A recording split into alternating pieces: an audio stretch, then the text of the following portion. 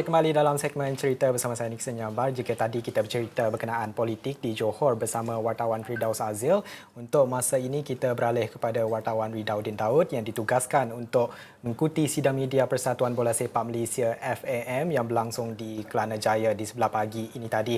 Dan seperti yang kami muatkan di artikel di astroawani.com, Kim Pan-gun, iaitu jurulatih dari Korea Selatan, dilantik sebagai pengendali baharu skuad tanah air Harimau Malaya, dan ia bagi menggantikan kekosongan yang ditinggalkan oleh ketua jurulatih yang sebelumnya, iaitu Tan Cheng Ho. Kita terus dengan Ridauddin. Kita nak bercerita dengan Ridauddin, antara peminat tegar bola sepak negara. Kita tahu dalam saingan baru-baru ini dalam Piala AFF Suzuki, Malaysia tidak melepasi peringkat kumpulan dan kalah dengan Indonesia 4-0. Bagaimana Ridauddin melihat kepada penampilan Kim Pan-gun ini mengemudi pasukan Harimau Malaya dengan membawa kecemerlangan buat pasukan negara berdepan mana-mana saingan selepas ini? Baik, terima kasih Niki. Kalau diikutkan bacaan saya, tidak banyak sebenarnya yang kita tahu berkenaan dengan Kim Pan-gun ini. Kalau ikutkan bacaan, beliau pernah menjadi jurulatih pada pasukan Hong Kong dan pernah juga menangi kejohanan di sana.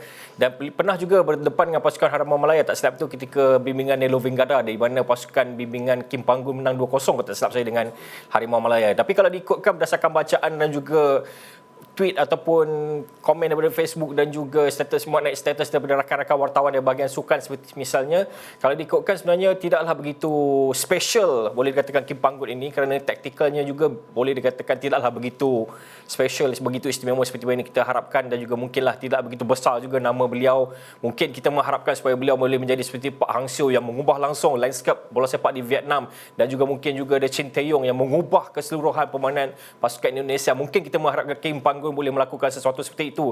Dan sudah pasti sebenarnya memang sebagai peminat tega bola sepak Harimau Malaya, rakan-rakan juga di sini ramai juga peminat tega bola sepak Harimau Malaya, memang kita mengharapkan dengan orang kata DNA Korea ini sebenarnya mampu membawa Malaysia pergi lebih jauh. Kerana sebelum ni kita telah mencuba pelbagai cara dengan melantik jurulatih di luar negara, melantik pula jurulatih tempatan, dan pada awalnya Tan Cheng Ho sebenarnya berjaya membentuk satu pasukan yang agak ampuh. Apabila kita lihat corak permainan Malaysia banyak berubah. Kalau dulu memang orang kata kita memang pakar dengan long ball yang entah ke mana, namun selepas Tan Cheng Ho nampaknya sudah pun berubah sedikit pendekatan itu, di mana kita banyak melakukan short pass yang akhirnya berjaya menembusi benteng pertahanan lawan. Dan sebab itulah beberapa nama yang dapat dilahirkan, antaranya Safiur Rashid, Akhil Rashid, dan juga beberapa pemain-pemain tengah, Nur Azam Aziz dan sebagainya. Malah kita juga ada Mahmudus Sumareh, dan ramai sebenarnya yang timbul daripada strategi dan juga apa yang dilakukan oleh Tan Cheng Ho. Namun dengan nama baru ini, Kim Pan-gun ini, sudah pasti rakyat Malaysia sebenarnya mengharapkan sesuatu yang istimewa.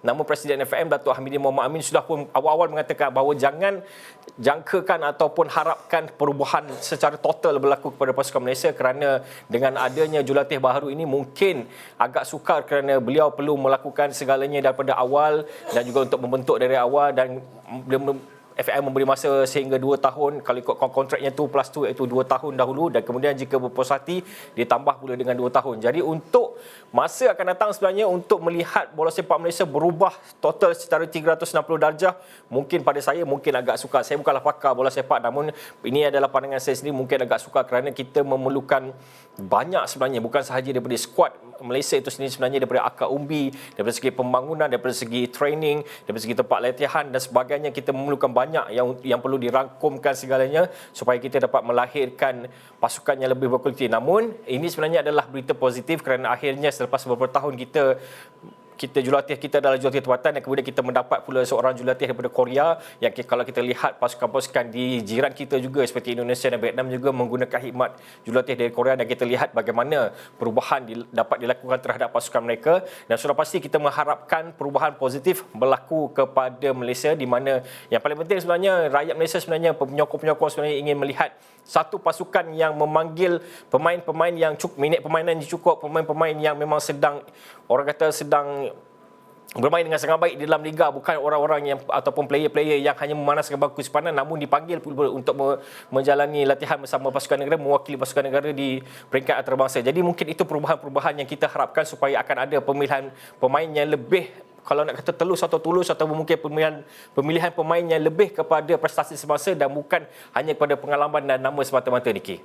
Pastinya ada banyak cabaran yang ditempuhi walaupun dengan adanya jurulatih baru ini untuk mengubah pasukan Harimau Malaya ini untuk menjadi membuatkannya satu perubahan 360 darjah, kata Ridauddin sebentar tadi. Tapi kita melihat kepada kekosongan Tan Cheng Hui ini, adakah ia dapat dipenuhi dengan baik oleh Kim? Dan kita tahu Kim ini bukan calang-calang juga sebenarnya, malah beliau memegang jawatan sebagai ketua jawatan kuasa penyeliaan skuad kebangsaan Korea Selatan dan memegang kualifikasi tertinggi dalam kejurulatihan, iaitu AFC Professional Football Coaching Diploma, dan pastinya disiplin yang tinggi dan kualiti akan diterapkan kepada pemain.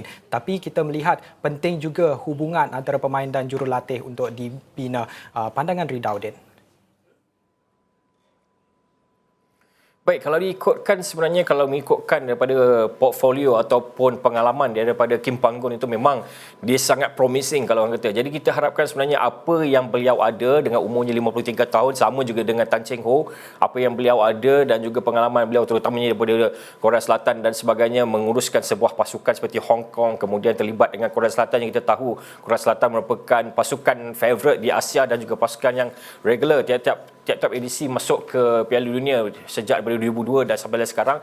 Jadi itu sebenarnya kita harap ramuan-ramuan itu dicampurkan dengan ramuan Malaysia ini, mengharapkan supaya kita mengharapkan satu ramuan baru yang dapat jadi. Kita tak perlulah memanggil DNA Korea dan sebagainya, kita panggil ia sebagai DNA Malaysia, kerana apa yang kita mahu adalah DNA Malaysia. Kerana selepas ini sekiranya kalau kita berfokus pada DNA Korea dan sebagainya, kalaulah selepas ini Korea pergi dan datang pula Jepun, adakah kita perlu tukar pada DNA Jepun? Jadi sebenarnya kita perlu ada satu DNA Malaysia yang membentuk pergerakan ataupun corak permainan pasukan Malaysia. Kalau kita lihat dari dulu, sebenarnya corak permainan Malaysia ni boleh dikatakan tidak ada lagi yang menunjukkan satu perkara yang tetap. Kalau dulu kita banyak long ball, kemudian dengan Tan Cheng Ho kita banyak dengan short pass dan sebagainya. Namun kalau mengikutkan situasi pada bola sepak semasa, mungkin short pass itu juga boleh menjadi satu instrumen yang baik untuk membantu pasukan kebangsaan, kerana tidak perlu lagi long ball. Kerana kalau kita tahu long ball, kalau kita mempunyai striker yang tinggi berdepan dengan lawan yang defense mereka rendah, mungkin long ball itu adalah satu option yang sangat baik. Namun apabila melihatkan keadaan striker kita, walaupun kita ada Grimaldi Paula yang menurut Datuk Dek Akbaran tidak langsung memberi impact yang baik kepada pasukan, walaupun tinggi, namun itulah, kalau tinggi pun tak boleh buat gol pun tak guna juga. Jadi sudah pasti kita memerlukan strategi dan juga DNA yang lebih baik sebenarnya. Ia bukan bermula daripada sekarang, daripada national team. Sebenarnya ia bermula dari bawah. Tingkatkan kualiti dari bahagian sekolah dan sebagainya, kemudian apabila membawa kepada national team, sudah pasti ia akan turut sama, kualiti itu turut sama naik. Jadi itu antara yang boleh dikatakan. Jadi segi hubungan antara pemain dan juga jurulatih, saya fikir pemain Malaysia sudah pun cukup profesional. Tidak kiralah siapa yang masuk, mereka pasti akan memberikan 100 ataupun 110% di atas padang dan juga ketika di luar padang. Jadi antara hubungan antara jurulatih dan pemain, saya fikir tidak akan ada masalah. Kerana sebelum ini kalau melihat kepada Tan Cheng Ho juga, bagaimana ia suasananya harmoni. Kalau kita tengok ada video juga bagaimana mereka prank sesama sendiri. Jadi itu sebenarnya menunjukkan satu keharmonian dalam pasukan. Jadi saya fikir antara jurulatih dan juga pemain mungkin tidak akan ada masalah. Walaupun Datuk Dek Akbaran sebentar tadi sebenarnya ada mengatakan bahawa terdapat 3 kelompok sebenarnya dalam pasukan kebangsaan, yang itu mungkin membimbangkan. Jadi saya fikir mungkin dalam masa akan datang mungkin itu dapat diselesaikan, kerana biasanya kalau bermain untuk Malaysia ni memang yang terpahat di dada mereka memang hanya satu nama, iaitu nama Malaysia. Jadi sudah pasti apabila Kim Panggon masuk juga, pastinya Korea Selatan juga kita tahu patriotiknya juga sangat tinggi, dan pastinya semangat itu juga kita harap dapat dibawa ke Harimau Malaya. Dan kemudian mana tahu mungkin 2 tahun ataupun 3 tahun akan datang kita dapat melihat satu perubahan yang signifikan terhadap pasukan Harimau Malaya ni.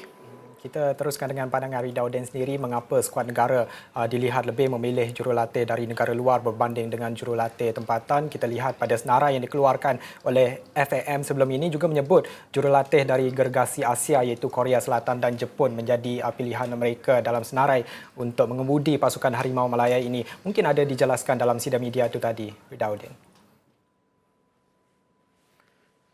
Baik, betul Ricky. Sebenarnya Datuk Amidian dah cakap, ada yang bertanya kenapa ambil Korea, adakah kerana kita mengikut trend daripada negara-negara lain seperti Indonesia dan juga Vietnam yang mengambil jurulatih dari Korea dan nampak perubahan ketara pada pasukan mereka. Namun Datuk Amidian mengatakan apa yang beliau lakukan ataupun FAM lakukan bukan saja-saja mengambil Kim Panggon, orang kata bukan siasatan, lebih kata kajian terperinci telah pun dilakukan, dan beliau melihat kepada beberapa kriteria seperti pernah mengemudi pasukan kebangsaan, mempunyai pengalaman yang agak luas, kemudian ada lesen profesional, dan pastinya mereka yang tahu berkenaan dengan bola sepak Malaysia dan tahu siapakah musuh-musuh Malaysia. Maksudnya musuh-musuh Malaysia adalah negara daripada Asia dan juga ASEAN. Jadi itu antara kriteria atau perkara yang nak ambil kira sebelum FAM melantik Kim Pan-gun. Dan juga kalau dilihat sebenarnya itulah yang penting sebenarnya. Kita buat masa ini kalau kita nak mensasarkan Piala Dunia, mungkin kalau dilihat pada skuad sekarang dan dibandingkan dengan skuad-skuad negara lain terutama di Eropah, Afrika dan sebagainya, mungkin agak jauh lagi untuk kita sampai ke Piala Dunia.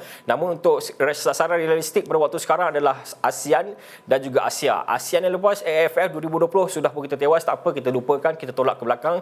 Kita bergerak pula ke hadapan untuk Piala Asia pada Jun ini dan juga Piala AFF akan datang. Jadi sudah pasti itu antara perancangan ataupun idea yang sedang pun dirangka oleh FAM untuk melihatkan bagaimanakah Kim Pan-gun boleh membantu untuk menyiapkan pasukan untuk Piala Asia dan juga AFF. Dan juga daripada segi kenapa pilih Korea, saya fikir mungkin ia kerana lebih dekat dengan kita. Kerana kalau kita ambil jurulatih daripada Eropah, misalnya daripada England dan sebagainya, pasti akan ada pertikaian daripada peminat di mana mereka mengatakan dari Eropah adakah mereka tahu dengan bola sepak Malaysia. Jadi kebanyakannya Korea, Jepun ini kebanyakannya mereka agak tahu, agak cakna dengan apa yang berlaku di Malaysia. Jadi sebenarnya ini adalah bonus untuk mereka, bukan saja bonus tapi ia juga memudahkan mereka untuk melihat sendiri. Kalau ikutkan budaya kita pun tidaklah begitu banyak jauh, saiz fizikal juga tidaklah begitu berbeza, corak permainan pun tidaklah begitu berbeza, cuma perbezaannya mungkin dari segi teknikal, taktikal dan sebagainya. Namun itu pastinya akan diselesaikan dan lebih memudahkan untuk jika mengambil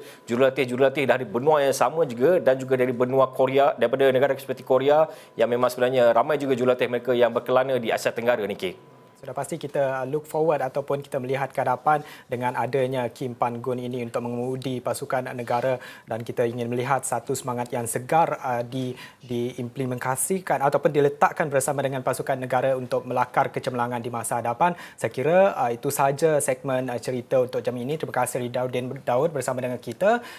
Pastikan anda terus bersama Astro Awani. Saya Nick Senyambar. Selamat hormat.